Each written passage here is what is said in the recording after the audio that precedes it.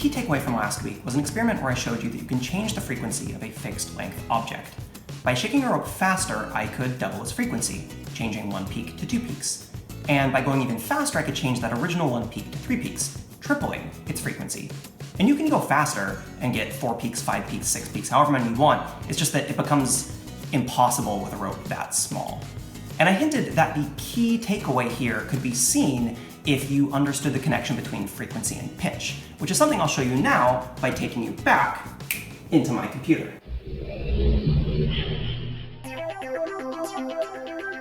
Let's start with a frequency of 110 Hz, something you'll probably need headphones to hear. This is a low A.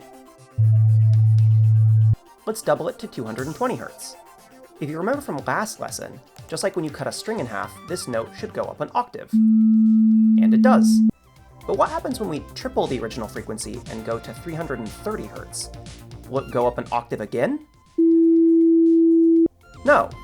We get the E above middle C, a major fifth above our previous. Go up another 110 Hz to 440, this of course gives us an A again. 550 gives us a C sharp, a major third above an A. 660 gives us another E. 770 gives us a G, which is a major seventh above an A. And 880 brings us, of course, back to A.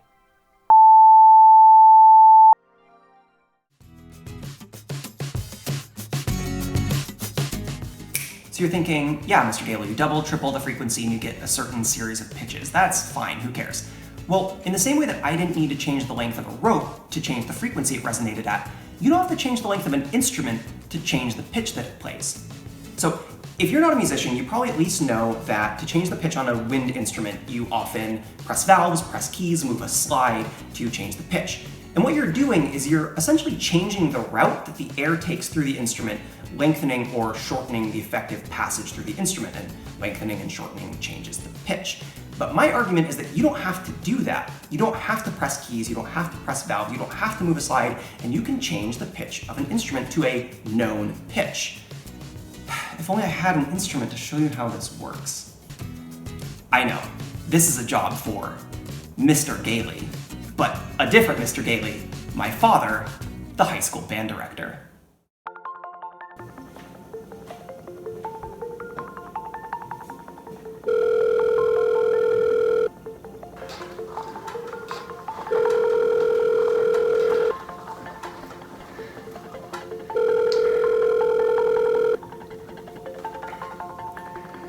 Hey, Justin.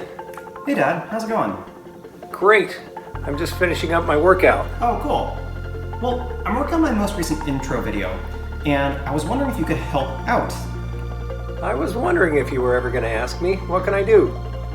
Awesome. So, last lesson, I kind of hinted at the Harmonic series with a demonstration with a rope. And I wanted to show students that the same thing happens with vibrations in musical instruments. Like how any single valve or slide combination on a brass instrument outlines the harmonic series. Yeah, exactly. Can you record yourself playing a few notes in the series to show how it works? Well, I don't have my French horn here, but do you remember that funny little horn that we got in Prague? Would that be okay? Yeah, that's perfect. Thank you so much. Great. I'll send that to you in just a little while. I guess I better go warm up. I'll talk to you later. Cool. Thanks, Dad. Bye.